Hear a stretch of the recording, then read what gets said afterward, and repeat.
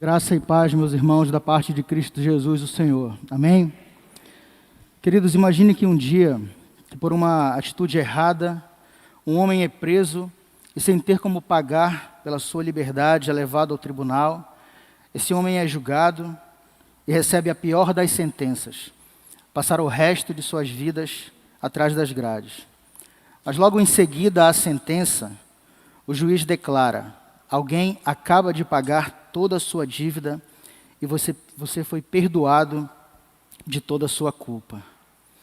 O mundo sempre esteve diante de duas grandes notícias, uma boa e outra má. A má notícia é que somos pecadores e estamos separados de Deus, separados da sua glória, e este diagnóstico nos levará inevitavelmente a uma vida eterna sem Ele, a uma vida eterna longe de Deus. Este é o retrato fiel de toda a raça humana afetada pelo pecado.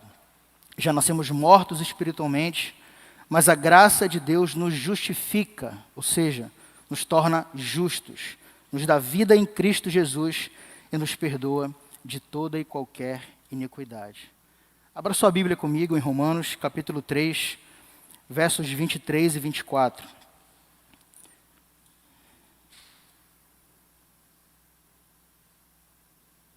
Romanos capítulo 3, versos 23 e 24. Texto bem conhecido da igreja. Eu leio a partir da Corrigida Fiel. Diz assim: porque todos pecaram e destituídos estão da glória de Deus, sendo justificados gratuitamente pela sua graça, pela redenção que há em Cristo Jesus. Vamos ler mais uma vez.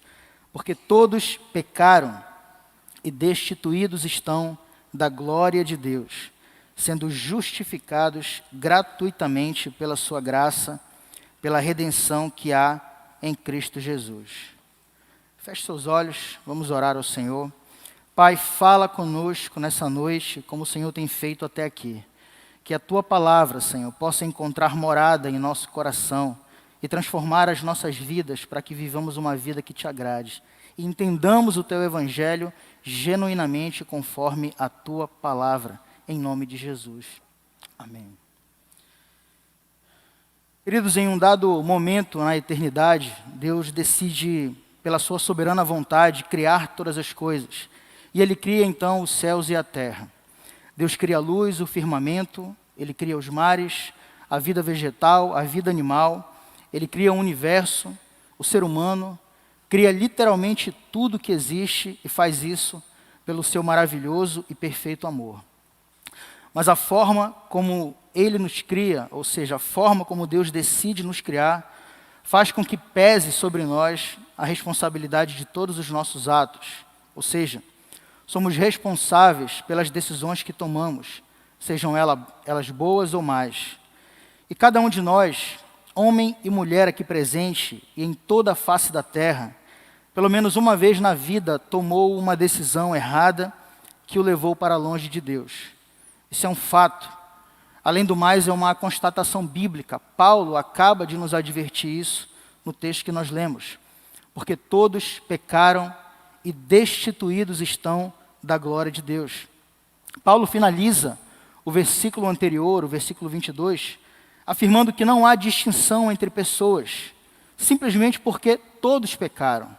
Ele diz que nem judeu e nem gentil, ou senhor e escravo, senhor e servo, livre e escravo, todos, sem exceção, são pecadores porque pecaram, porque cometeram os atos infratórios diante de Deus. O texto de Romanos, que nós acabamos de ler, ele é crucial para aqueles que desejam se aproximar de Deus. Porque o que Paulo está fazendo aqui é simplesmente colocando todos nós no mesmo pacote. Ele literalmente coloca todos nós no mesmo barco. Todos estão separados da glória de Deus, separados da presença de Deus, separados de um relacionamento com Deus, até que a graça nos alcance. Então, é impossível se aproximar de Deus sem que isso esteja claro na nossa mente. Eu sou um pecador e por causa do meu pecado eu estou longe de Deus. Essa é a verdade que deve permear o nosso entendimento. E é somente a partir dessa compreensão que há, enfim, a possibilidade de arrependimento genuíno e, consequentemente, graça salvadora. Portanto, entender de onde viemos, meus irmãos, e como fomos afetados pelo pecado, é o ponto de partida para enxergar a triste realidade que é o pecado no mundo e a solução para este mal. Quando a gente para pensar na criação de Deus, pensamos em algo que é perfeito, porque Deus cria tudo e Ele faz de modo perfeito. Toda a criação de Deus é bela, e nós fomos criados à sua imagem e semelhança. E lá no início, o ser humano recebeu um propósito específico de Deus: espalhar e multiplicar a mensagem, a imagem de Deus neste mundo, ou seja, dar testemunho do Criador. No princípio, o homem e mulher viviam em plena harmonia consigo e com Deus. Eles eram dirigidos, orientados e plenamente adaptados à realidade do Éden. Tudo funcionava perfeitamente. Não havia conflitos, não havia guerras e reinava uma harmonia absoluta. Essa era a vida do primeiro casal criado por Deus ali no jardim. Só que juntamente com a ordem de cuidar da criação e espelhar a imagem de Deus no mundo, homem e mulher receberam também de Deus orientações que continham deveres, direitos, proibições e punições. Tudo isso direcionado por Deus para que eles pudessem viver mais e melhor. Só que no meio do caminho, no meio da caminhada, o homem transgride a ordem de Deus, a ordem que Deus havia dado, e essa desobediência, também conhecida como queda, rompeu a relação da criatura com o seu Criador. E um verdadeiro abismo separa drasticamente o ser humano do Deus que o criou. E desde então o mundo tornou-se um lugar difícil de viver, no pior sentido da palavra, porque, consequentemente, passamos a conviver com a dor e a morte que se tornaram uma realidade entre nós. Mas nem tudo no início são notícias tristes, porque apesar do caos que foi instaurado por causa do pecado, nos foi dado ainda assim uma esperança.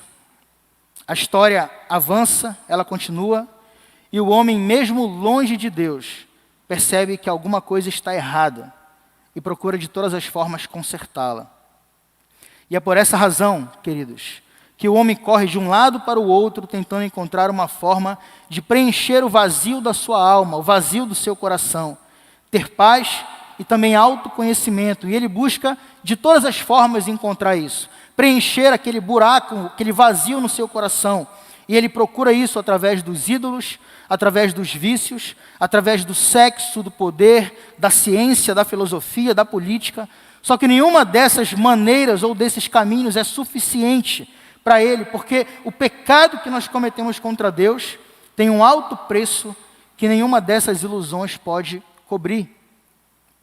E porque todos pecaram, nada que façamos, a não ser o recebimento da graça, pode comprar a redenção de Deus em Cristo Jesus. Mas o que é o pecado? O que é o pecado e por que ele nos separa de Deus?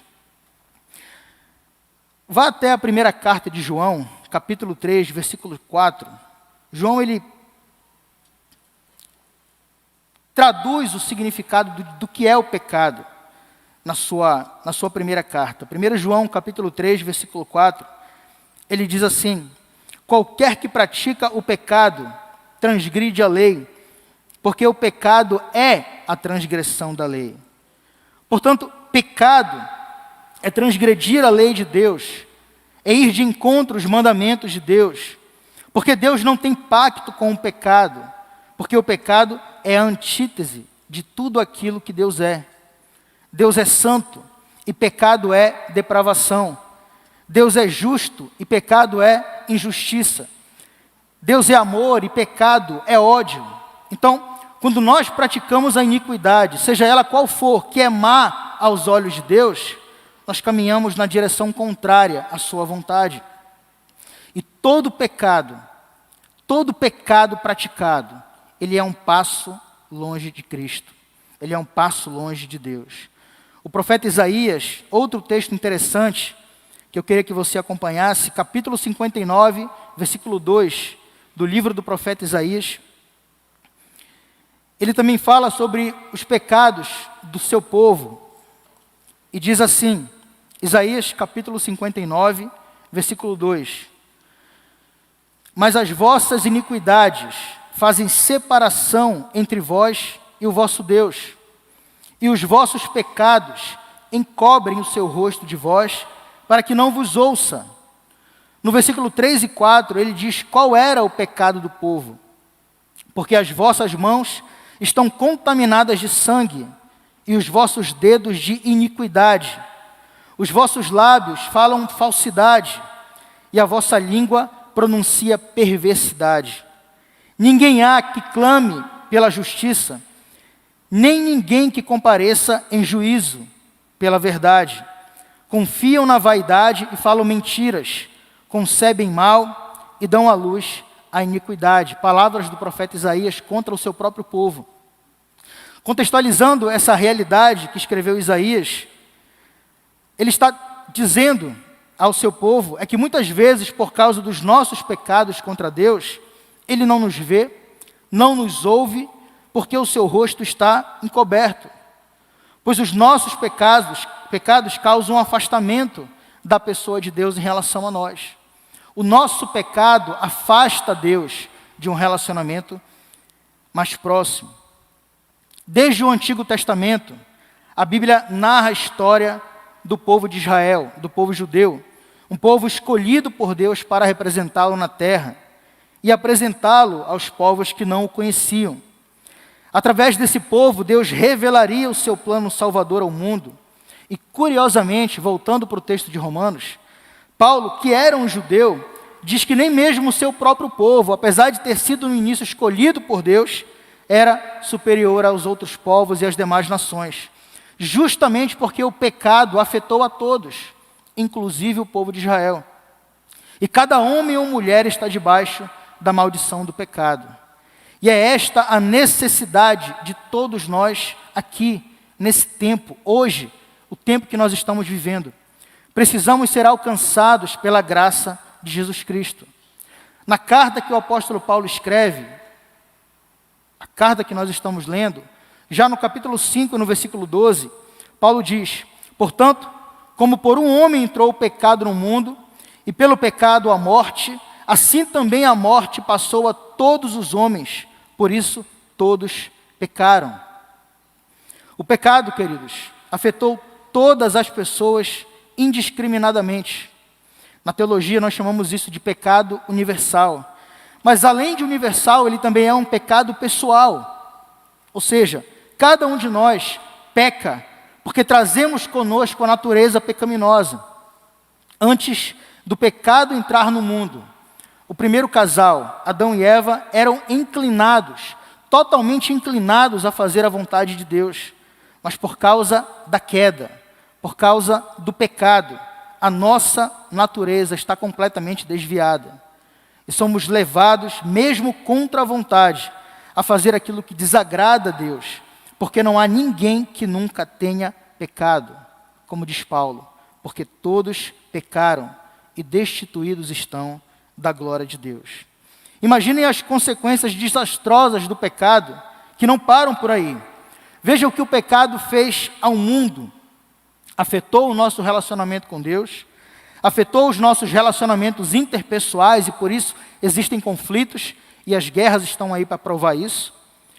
Trouxe morte espiritual e morte física para o ser humano, e por causa da desobediência no Éden, todos nós fomos afetados pelo pecado, e trazemos conosco, desde o nascimento, a natureza pecaminosa. Dentre essas consequências do pecado, uma das mais dolorosas, e que infelizmente nós temos sido submetidos, vivenciado de alguma maneira, é a morte. Então, até que esse momento chegue, nós viveremos as mais diferentes lutas nesse mundo. Mas eu posso dizer uma coisa para você com toda certeza. É muito melhor enfrentar as dificuldades que esse mundo nos apresenta, as dificuldades que chegam até nós, que nos acometem ao lado de Deus, do que longe dele. As consequências do pecado não param por aí. Além das consequências físicas, como a morte, transgredir a lei de Deus trouxe consigo consequências sociais. Desde o início, Deus planejou uma vida em sociedade para a sua criação.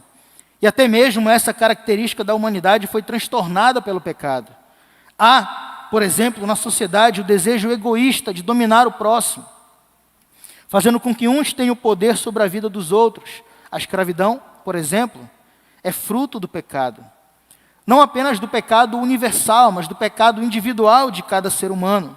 Por isso, conflitos sociais acontecem e tudo é fruto do pecado.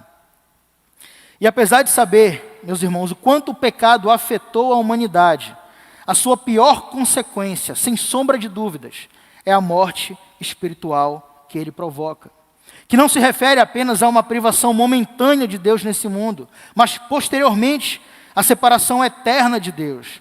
A morte espiritual é a pior das consequências que pode vir sobre qualquer pessoa, porque significa o afastamento eterno da presença de Deus, que priva o homem completamente de voltar à sua fonte original, que é Deus, o seu Criador. O apóstolo João, escrevendo em Apocalipse, capítulo 2, versículo 11, ele diz: quem tem ouvidos para ouvir, ouça o que o Espírito diz às igrejas. Quem for vitorioso não sofrerá as consequências da segunda morte. Os vitoriosos são aqueles que receberam a Cristo como seu único e suficiente Salvador e permaneceram fiéis a Ele até a sua volta. Esses não enfrentarão a segunda morte.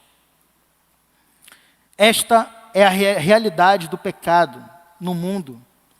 Essas são as consequências que o pecado, uma vez que entrou nesse mundo, através da desobediência, através da queda ali no jardim, trouxe como consequência para todos nós.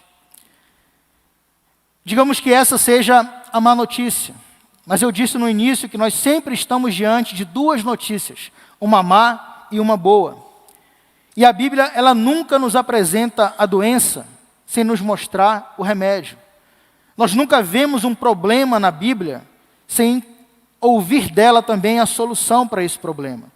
E o remédio para o pecado é a salvação de Deus através do seu Filho Jesus. O ser humano fracassou na obtenção da justiça própria. O apóstolo Paulo, lá em Efésios capítulo 2, versículo 9, diz que a salvação não vem de obras, para que ninguém se glorie. Ou seja, não são as suas ações, não é o seu comportamento, não é a sua boa conduta que torna você justo e merecedor da salvação em Cristo Jesus. Não é aquilo que nós fazemos, mas é aquilo que Cristo fez por nós. Por sinal, quem esteve hoje pela manhã ouviu a mensagem do pastor, quando falava sobre os sinais de um coração convertido. E um desses sinais é que você reconhece que a sua salvação é totalmente mérito de Cristo. Esse é um sinal de que você entendeu o Evangelho verdadeiramente. E não há merecimento na nossa parte. É Deus que nos justifica gratuitamente pela redenção que há em Cristo Jesus, o Senhor. Então, se é Deus quem justifica, a pergunta que nós fazemos é: como eu posso obter essa justificação? E como Deus pode ser justo à medida que Ele absolve um homem e o declara justo? Que justiça é essa?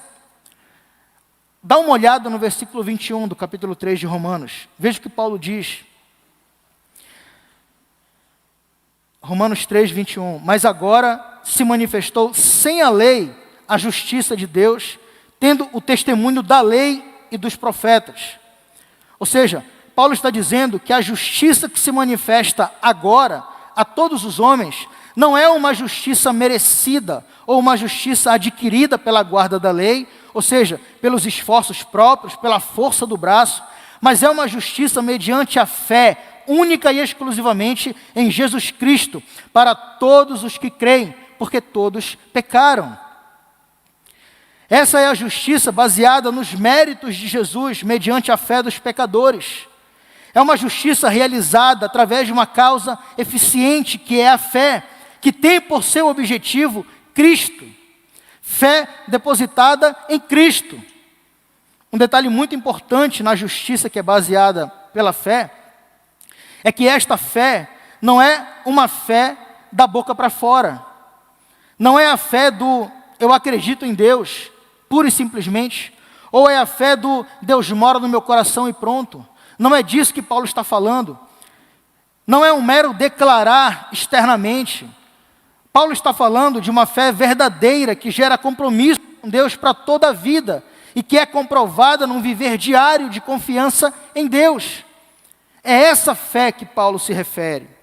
Aqueles que depositam fé na justiça de Deus e em torná-los justos, ou seja, eu creio que Deus me torna justo à medida que eu confio no sacrifício e na obra redentora de Jesus. Fazem isso porque carecem e estão carecendo todos os dias da sua glória, do seu poder, da sua grandeza, da sua majestade e da sua presença. O homem pode ser absolvido do seu pecado, ele pode ser justificado, mas isso só acontece porque Deus agiu e não o contrário. Ele providenciou a redenção. Deus providenciou a redenção e o perdão de todos os nossos pecados. A origem da palavra redenção traz a ideia de tornar a comprar um escravo ou um cativo, libertando ele. Jesus Cristo pagou com seu sangue o preço pelo nosso pecado. Em nosso contexto, redenção é a libertação providenciada por Cristo, a libertação do pecado e de todas as suas consequências. Ou seja, esta libertação ela só é possível, meus irmãos, na pessoa de Jesus Cristo, Filho de Deus.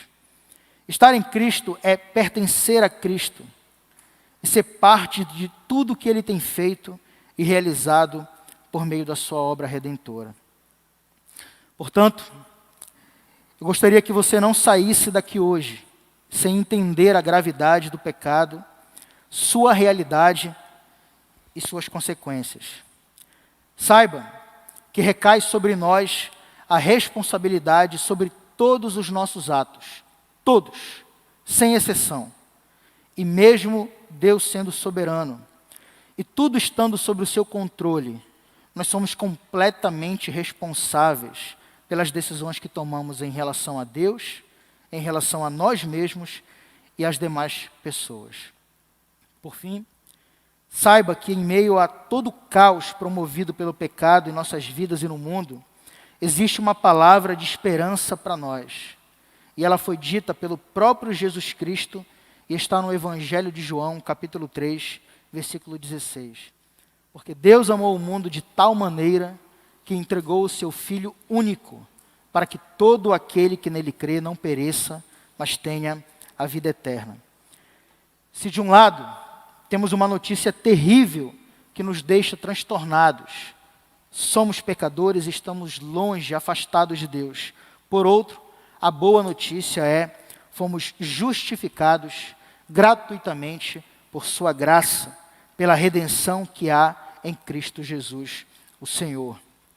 O pecado é uma realidade que nos assola, sem dúvida, mas a esperança na justificação de Cristo, pelos méritos de Cristo realizada na cruz, ela é real e poderosa. Nossa esperança em Cristo é poderosa. Nossa esperança em Cristo pode mudar a sua vida, pode mudar as nossas vidas. A salvação é pela graça, mas só é de graça para mim e para você. Pois para Jesus custou um alto preço, o seu próprio sangue derramado na cruz do Calvário. Feche seus olhos nesse momento. Convido você a orar e falar com Deus nessa hora.